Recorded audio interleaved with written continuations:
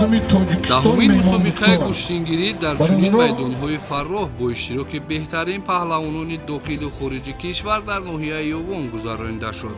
در مسابقه گوشتنی ملی گوشتنگیری پهلوانان از کشورهای ایران، ازبکستان، افغانستان، بلاروس، کامرون، ایتالیا، هندوستان و قزاقستان، فدراسیای روسیه، جمهوری مردمی چین و پهلوانان نامی کشور ما توجیکستان شرکت ورزیده بین هم قوا آزمایی نمودند.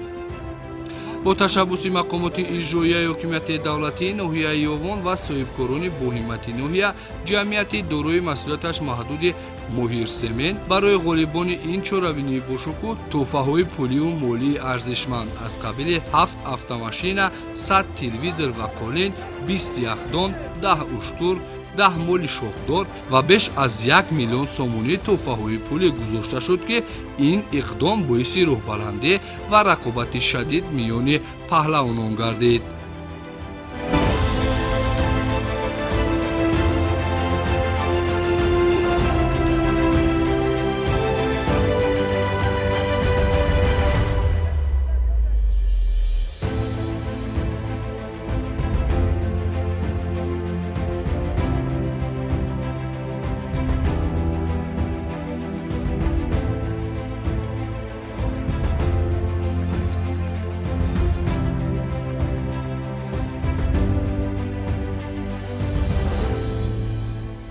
در پیروی به سیاست ورزش پرورانه اساسگذار صلح و وحدت ملی، پیشوای محبوب و معظم ملت پرزیدنت جمهوری تاجیکستان محترم امامعلی رحمان از جانب مقامات اجرایی حکومت دولتی ولایت و ناحیه یوان در همبستگی با صاحبکاران وطندوست و با ننگ و ناموس ناحیه یوان امروز در ناحیه یوان معرکه گوشتنگیری با اشتراک بهترین پهلوانان جمهوری تاجیکستان و جمهوری های ازبکستان، قزاقستان، روسیه و جمهوری اسلامی افغانستان برگزار گردیده ایستاده است که واقعا هم شهامت استقلال و وحدت و تنجی و امانی را در تاجیکستان عزیز بازگویی میکنند.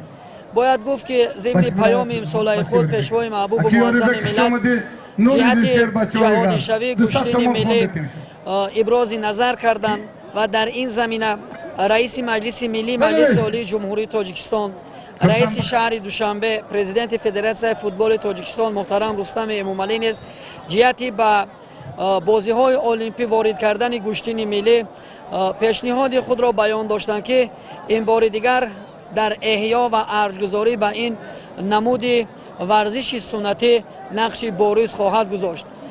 این دهمین مسابقه سطح بلند است که در ناحیه یوان ولایت ختلان از جانب صاحبکاران با ننگ و ناموس و فرزندان واقعا هم وطندوست این منطقه برگزار گردیده ایستاده است که در این مسابقه 7 شاه جایزه برای بهترین پهلوان ها در برابر آن جایزه هایی که در اینجا بلند هستند پیشنهاد گردیده است و امید است که برگزاری چنین چهاربینی ها نفوذ و اعتبار و احترام کشور ما را در سطح بین المللی بلند می‌بردارد و توجه جهانیان را به گوشتن ملی باز هم افزون خواهد نمود.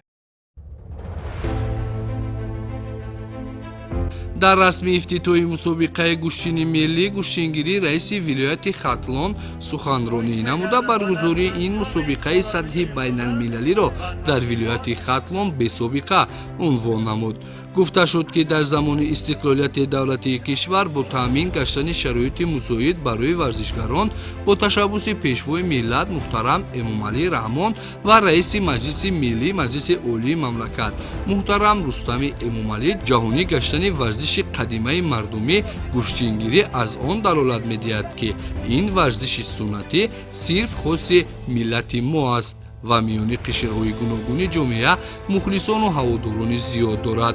تشکیل و گذراندن چنین مسابقه‌های بین المللی با جلب پهلوانان خارج کشور و پهلوانان نامی مملکت ما بار دیگر امکان می‌دهد که با تجربه جمع شود و پهلوانان کشور ما در این رشته ورزش دستاوردهای خوبتری را در عرصه بین المللی камёб гарданд. дар идомаи чорабинӣ роҳбарияти мақомоти иҷроияи ҳокимияти давлатии ноҳияи ёвон низ оид ба гӯштингирӣ суханронӣ намуда зикр доштанд ки гӯштини миллии тоҷикӣ яке аз варзишҳои маъмул дар миёни мардуми тоҷик ба ҳисоб меравад ки таърихи онро ба пайдоиши миллати тоҷик рабт медиҳанд ва миёни ҷомеа маҳбубияти хос дорад.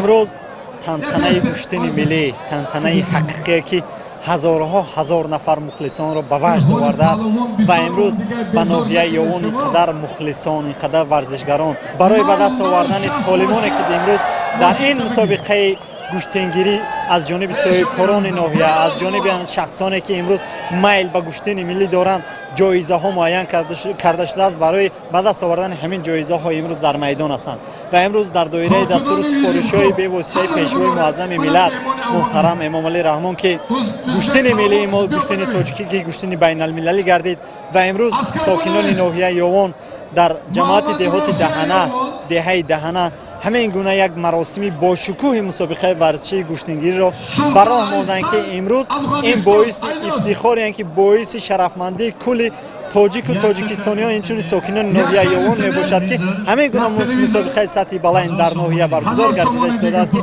در این پهلوانان از تمام کشورهای جهان برای به دست آوردن جایزه ها امروز رقابت کرده استادند. امروز در ناحیه یوان با دستگیری مقامات اجرایی دولتی ناحیه یوان گوشتن ملی در یک سطح بالا برگزار شده است. در یک ماه آخر زیاده از 10 گوشتن بین المللی در ناحیه یوان برگزار شد که این هم از شهادت آن می‌دهد که در ناحیه یوان گوشتن ملی رشد کرده است که امروز ما در شاهد گوشتن میباشیم که در اینجا زیاده از 20,000 مخلص از تمام جمهوری تاجیکستان و بیرون از آن اشتراک دارند که از جانب صاحبکاران ناحیه یوان با غالبان مسابقه تحفه‌های ارزشمند این چنین 7 اتومبیل سبک‌رو که با میان گذاشته شده است. رقابت بین پهلوانان جمهوری تاجیکستان و جمهوری اسلامی افغانستان با شدت ادامه دارد که از جانب مخلصان خیلی بهای بلند داده استادند.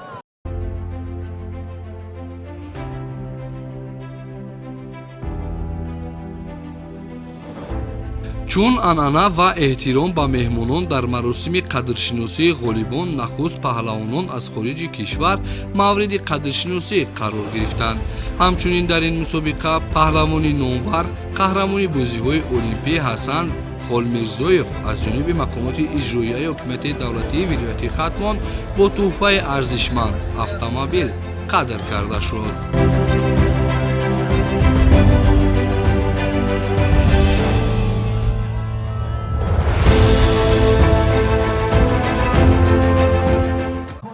Честно говоря, очень... вақте ки вориди ин майдон шудам боварӣ ҳосил намудам ки дар ҳақиқат президенти кишвари шумо ва раиси шаҳри душанбе барои рушди ин намуди варзиш таваҷҷӯҳи зиёд зоҳир месозанд. имрӯз бо тӯҳфаи арзишманд аз ҷониби роҳбарияти вилояти хатлон қадршиносӣ шудам ва аз ин хело шодам. дар оянда мехоҳам боз ҳам дар чунин майдонҳо нерӯозмоӣ кунам. Яркие эмоции. Спасибо. мо се нафар аз ҷумҳурии Камерун барои иштирок дар мусобиқаи гӯштингирӣ барои ба даст овардани ҷоми раиси шаҳри Душанбе ба мамлакати шумо омадем. дар Душанбе миёни дигар паҳлавонон рақобат намудем ва имрӯз ба ноҳияи Ёвон омадем то ки дар ин мусобиқаи бошукӯҳ низ иштирок варзем. воқеан ҳам ин намуди варзиши миллии тоҷикӣ ҷаҳонӣ аст ва ташкилу баргузор намудани чунин мусобиқа дар ҳавои кушод манзараҳои зебои Тоҷикистон бо иштироки мухлисони бешумор ҷолибияти бештар дорад. имрӯз барои рақобат омадем ва боварӣ дорем ки аз ин сабқат соҳиби тӯҳфаҳои арзишманд мегардем. خوشحال هستم که در بین مردم خلق تاجیک برادر دوست آمدیم استقبال شدیم.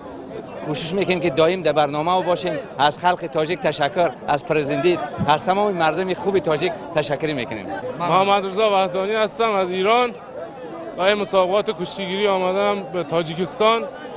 استقبال خوبی از این مسابقات میشه. در دنیا هم کشتیگیری در حال پیشرفت است. احتمالا تا چند سال دیگه تو بازی‌های آسیایی و حتی المپیک بره. خیلی ورزش خوب و مهیجیه. همونطور که می‌بینید مردم هم به این ورزش خیلی علاقه دارن. تو ایران هم علاقه‌مندن مردم به این ورزش.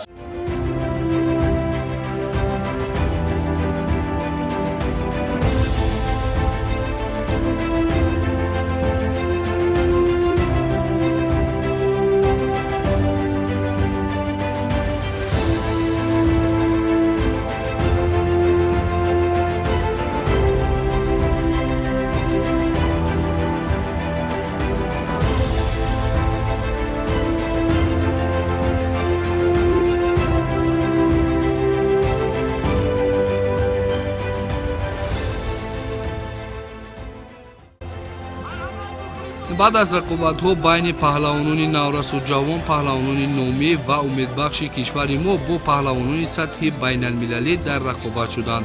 باید گفت که امروزها گشتین ملی گشتینگیری در سطح جهان محبوبیت پیدا نموده. سال تا سال این ورزش قدیمی در سطح جهان رشد می‌کند و پیوسته بین دیگر کشورهای جهان نیز برگزار می‌گردد.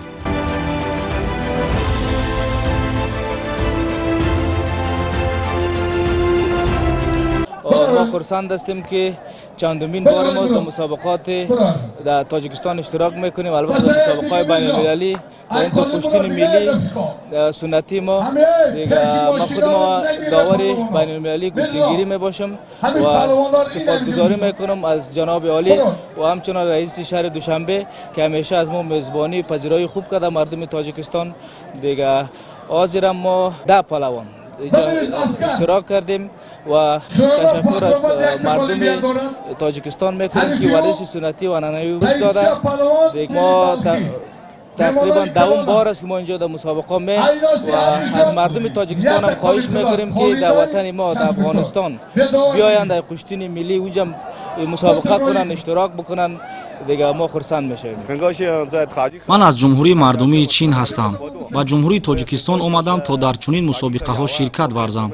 با من مسابقه ملی گشتینگیری پسند آمد و هر یک مسابقه که در تاجیکستان می شود رفته تماشا می کنم. منتظرم از پرزیدنت کشور شما برای دستگیری ورزشکاران و تشکیل نمودن چنین مسابقه های سطح بین المللی.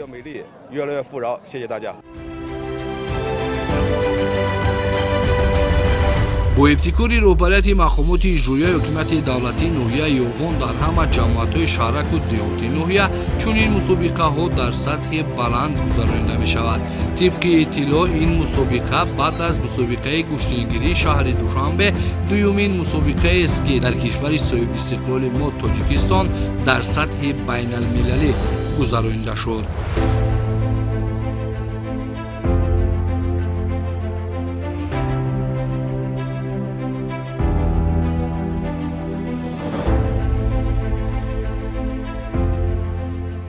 چیزی که به همگان معلوم گردید سنه 26 در شهر دوشنبه ششمین مسابقه بین‌المللی اوید با گشتینگی برای دریافت جام رئیس شهر دوشنبه بخشیده بر روز پایتخت برگزار گردید که در آن زیاده از 25 دولت جهان اشتراک داشتند. همه غالیبان و جایزه‌داران و از جانب محترم رئیس شهر دوشنبه با تحفه‌های پولی و مالی تقدیم گردیدند و سنه 27 باشد کل مهمانان اشتراکچی با ولایت ختلان و ناحیه یوان سفربر گردیدند که در این میدان پرشکوه، در این میدان پر از مخلصان تشنه گوشتین سفربر گردیدند و برای مردم خارج، برای اشتراکچیانی که با این مسابقه سفربر گردیدند یک فکر میکنم خیلی یک الهام بخشید که کل آنها از شادی دیگر خود را داشته نمیتونند. البته با هر یک کسی که میخواهند کازمایی و توفه از جانب صاحبکاران محلی و از جانب مقامات ناحیه یوان توفه ارزنده 7 شاه جایزه و اشتر و اسب و گاو و مکافات های پولی به هم غالیبان خارجی و هم به غالیبان داخلی تقدیم کرده می شود. می‌نداری فدراسیون بین المللی گشتینگی را به گروه تدارکاتی ناحیه یوان و مقامات اجرایی حکومت دولتی ناحیه یوان رساندیم که چنین مسابقه هر سال برگزار کرده می شوند. این برای رشد گوشتینگیری در عرصه بین المللی البته خیلی یک مساعدت مهم می شود. барои ба даст овардани шоҳҷоизаҳои мусобиқаи гӯштингирӣ Дадахон Қурбоналиев, Комроншоҳи Устопириён, Зиёдулло бо тахаллуси Деви Паҳлавон, Ғазалшоҳи Давлатшоҳ, Шакармаҳмад Мираҳмадов бо паҳлавонон аз Федератсияи Россия, Камерун, Узбекистону Эрон, Беларусия ва Афғонистон дар рақобат шуданд, ки бештари тӯҳфаҳои арзишмандро бо бартарияти нисбатан хуб паҳлавонони кишвари мо соҳиб гаштанд.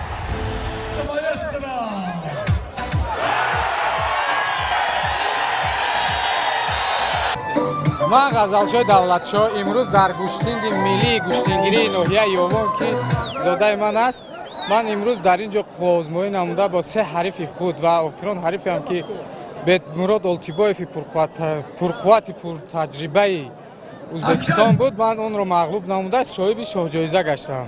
ина гӯштини мо ҷаҳонӣ шид. мо фахр мекунем ки гӯштини мо бозиҳои олимпӣ, бозиҳои осиё мо баромад кунем да парчами худмона баланд бардорем. имрӯз ма қуввозмоӣ кардам ба ҷумҳурии Ӯзбекистон, Шералҷураев ваям паҳлавони хуб аст, чемпион ҷаҳон аст чандин карата. ҳай мо дастболо шудем, соҳиби шоҳҷоиза гаштем.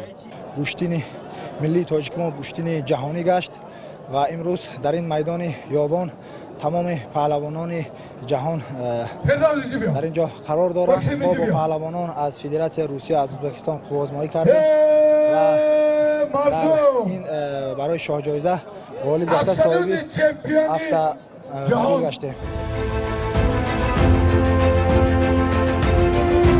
лозим ба зикр аст, ки сабқати имрӯзаи гӯштингирӣ миёни паҳлавонони дохил ва хориҷи кишвар пуршукӯҳтарин дар Тоҷикистон унвон гашт, ки то охирин лаҳзаҳои мусобиқа 50 000 мухлис ҷамъ омада рафти нерӯозмоии паҳлавононро бо кафкӯбиҳои пурмавҷ мухлисӣ карданд.